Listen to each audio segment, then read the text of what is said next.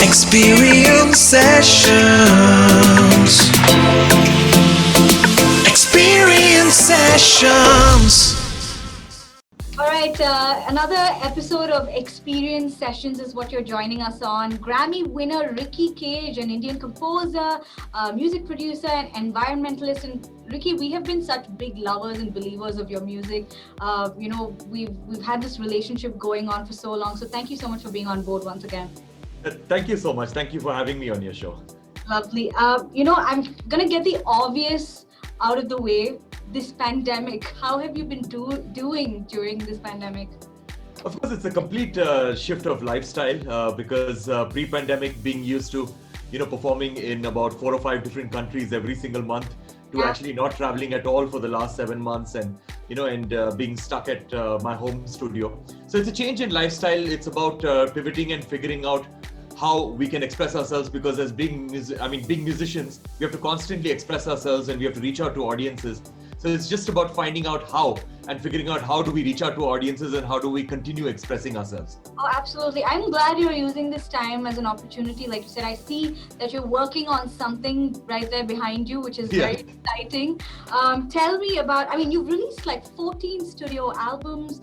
You're pretty much, up there when it comes to music. You've got such a great body of work. And I think you tackle a lot of social issues through your music. How do you think this can have an impact on a larger scale? Just, singing and putting social causes in your music.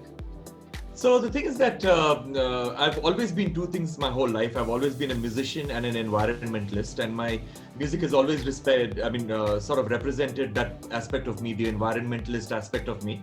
And it's after I won the Grammy Award in 2015, that is when I decided very strongly that every single piece of music that I make is going to be about positive social impact and about sustainability. So that's the only kind of music I make. I do not make pop music. You'll never see me making a Bollywood film music. So the only kind of music that I make is about trying to make this world a better place in my own tiny, small way through music. And I believe that music is a very powerful language, not just for communicating a message, but for also retaining that message deep in the head of a listener.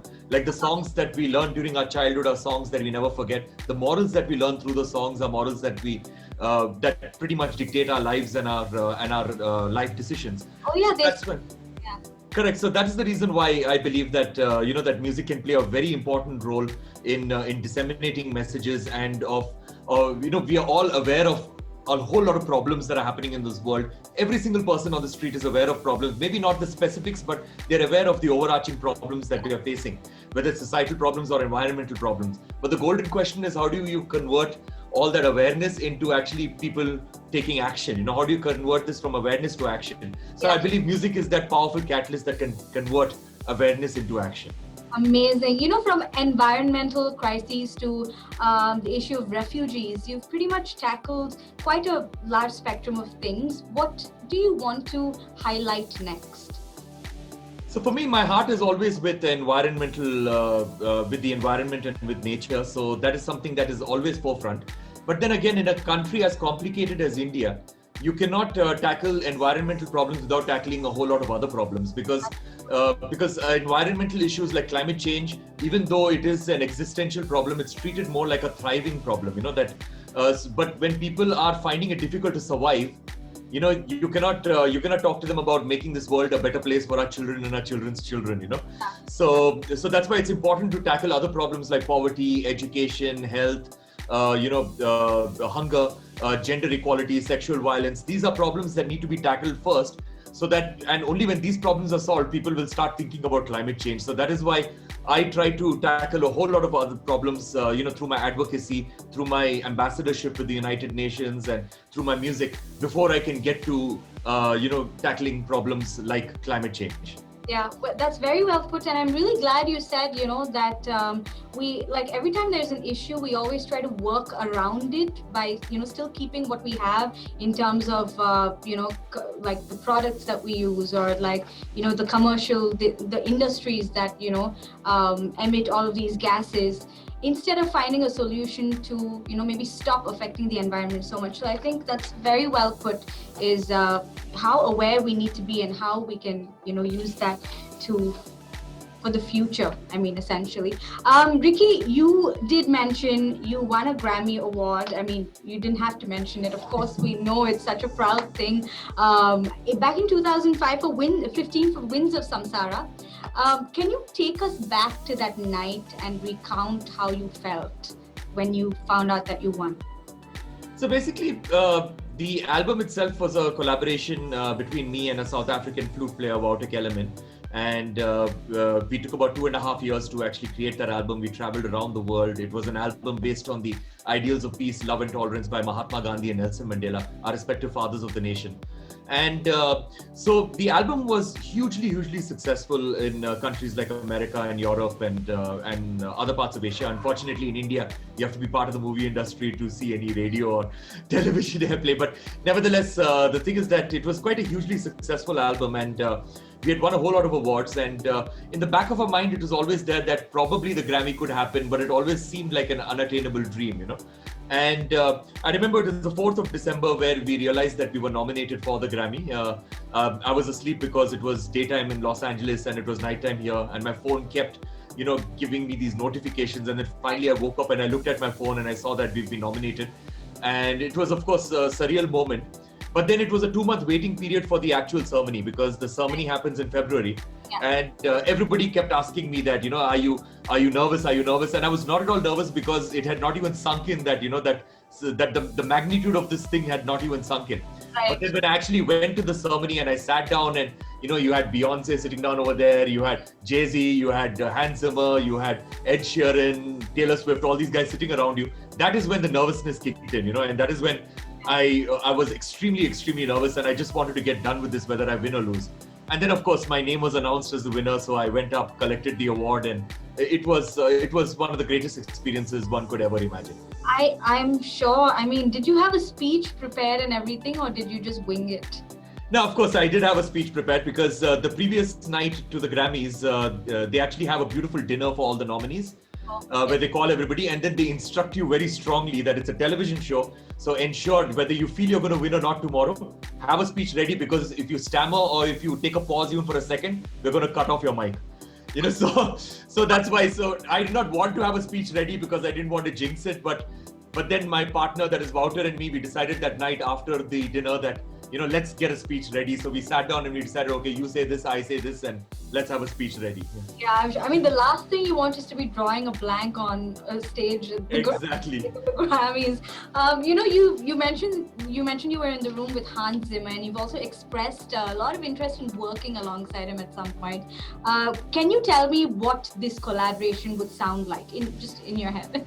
So Hans Zimmer has been somebody who I've admired for a very long time, and now, of course, I've gotten to know him. The thing is that Hans Zimmer is a person who does not believe in genre, being bound by genres. If you look at his movie scores and the kind of music that he makes, he does whatever it takes to make a good sounding soundtrack. You know, whether it is playing with metal spoons or plastic buckets, or whether it is, like, you know, getting musicians from different parts of the world, whether it is getting fusing different musicians from different parts of the world together. So basically, he has gone where very few musicians have gone before, you know, and that's what I admire a lot about him. That for him, you know, the world is his playground, and that's what I've tried to do with my career, to make the world my playground when it comes to my music. Yeah, I mean, I can only imagine how insanely powerful a collaboration with you and Hans Zimmer would be. I mean, if it were to happen, fingers crossed, I do hope it does. Ricky, like, coming back to what you're working on right now behind you, what can you tell us in terms of, you know, new music that's coming out? So in fact, tomorrow I'm releasing a new song. So it's a song called Shine Your Light, song by refugees. So what I've done is that along with the United Nations Refugee Agency, that is the UNHCR. So what the UNHCR did was that they selected 24 refugees from different parts of the world who are very good musicians, pretty much at the professional level. But unfortunately, because they're refugees, they do not have a country, and they're facing the worst of the worst situation, because they've been escaping persecution, violence in their own countries, and war. So the thing is that they cannot even think about music, because they've got other problems to think about at a constant level. So what I've been doing is that for the last few months, I've been mentoring them and, and sort of training them in music, in the music business, pretty much a holistic training when it comes to music, including copyrights and things like that. And together, what we've done with the 24 Refugees and me, what we've done is that we've created a song together. And so we created a song, and while creating the song, while thinking about themes, I was 100% sure that they would sing about darkness, they would sing about, about the pain and suffering that they've gone through and their families have gone through, their country people have gone through. But all that they wanted to sing about is giving hope to the world, and they wanted to sing about fun. They wanted to sing about motivating the world, that that if we could survive, then like what's up with you guys, that kind of thing, So it's a beautiful, energetic, positive song that we are launching tomorrow, and I hope that everybody listens to it. Oh my God, I'm so excited, and I think the world needs more people like you, Ricky. Instead of taking the easy way out, you made time for them and let them forget about their problems for just a little while. So that is really amazing. What can you tell me finally about your recent work with UNICEF? You've been working with UNICEF and the impact you hope, what is the impact you hope your music makes on children across the globe? So UNICEF is the United Nations agency which works with children's rights, and they are an amazing agency, especially in India. UNICEF India is pretty much as old as India, because we got our independence in 1947. They set up in 1948. And we got our constitution in 1948, and they set up in 1949. So they are as old as India, and and they're an amazing country. Every single milestone in India has had some involvement of UNICEF. So what I did was that I created these 27 songs which are on sustainability and on responsible living, on the environment, on society, like a song on poverty, a song on hunger, a song on, but all with a positive spin. I've taken all these complex ideas and I've brought them, I've created, simplified them and made them into rhymes for children. So that's what I've done. And all of them are pretty much at the level of nursery rhymes, and they are being disseminated through the education system in India. In I think right now we are in almost 4.9 billion textbooks, and from grades 1 to grade 8. And so basically that, as I mentioned, the songs that we learned during our childhood are songs that we never forget. Yeah. Instead of having songs like Twinkle Twinkle Little Star, which teaches us nothing about stars, or Baba Black Sheep, which teaches us nothing about sheep, we decided that why not teach children about about compassion, about empathy, about kindness, because children are born with compassion, with empathy, and with kindness, and with a love for nature. But we, through the education system, are systematically erasing that in children. True. So that is why. So these songs are not actually teaching children anything. It's just retaining whatever amazing qualities that children are born with. We're just trying to retain that within them. And so that is a beautiful collaboration that we did with UNICEF. And I hope that it has a lot of impact in the years to come.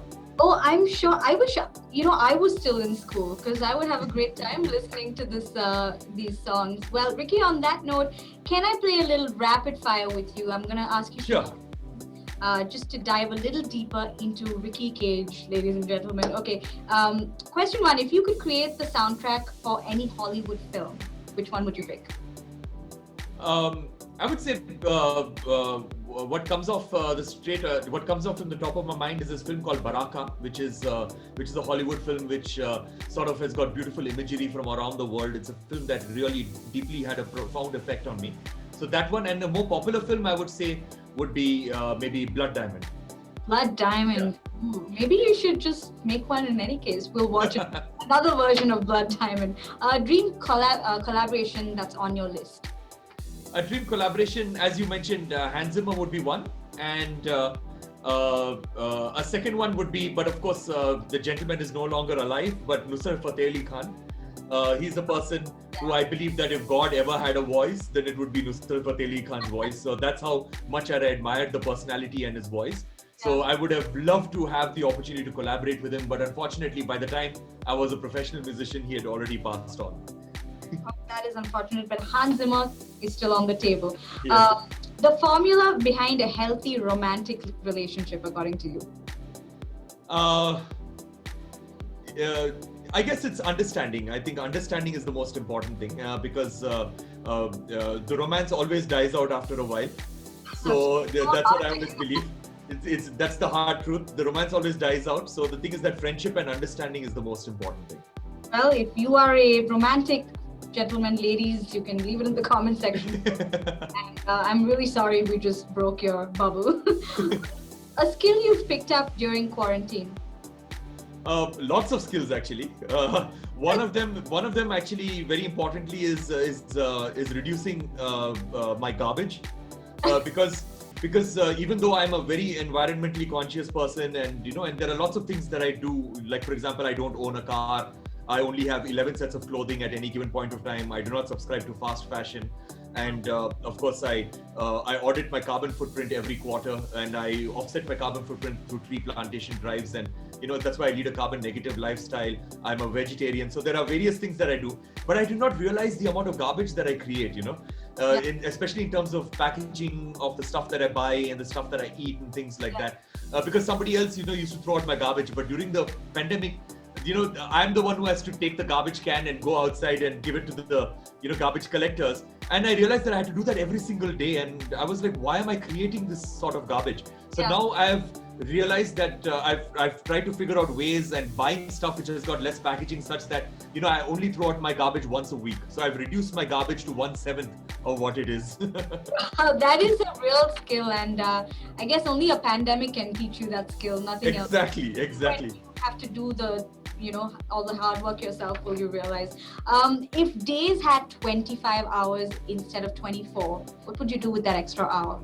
Sleep, for sure. I would get another 1 hour of sleep, because that's something that I'm really craving for. Fantastic. If you could snap your fingers and make the impossible happen, what would you snap your fingers for? I don't know, it may sound very, very over the top or whatever, but I would just wish for happiness for everyone in the world, in whatever way that would be possible, That's that, because it would be, it could even be for a selfish motive, because I guess if the world is happy, even I'm happy and everybody is happy. Yeah. So I just wish that everybody would just be happy the way they are, So that's the... I love that. And I think, like I said, I asked you if you could snap your fingers and make the impossible happen. It seems pretty impossible, but I think if you're just happy with who you are, it could be possible. Your go-to comfort food? Pizza, for sure. 100%. Without a thought. I can, pizza is one food that, and everybody who know me know that I'm completely addicted to it. And, are you a pineapple on pizza type of person? Absolutely not. I was going to quickly wrap up and be like, well, that's my time. Absolutely not. Finally, if 2020 was a song, what would you title it? What would I title the song? So let's look at a song of mine itself. I would title it Shine Your Light, because that's what's required right now.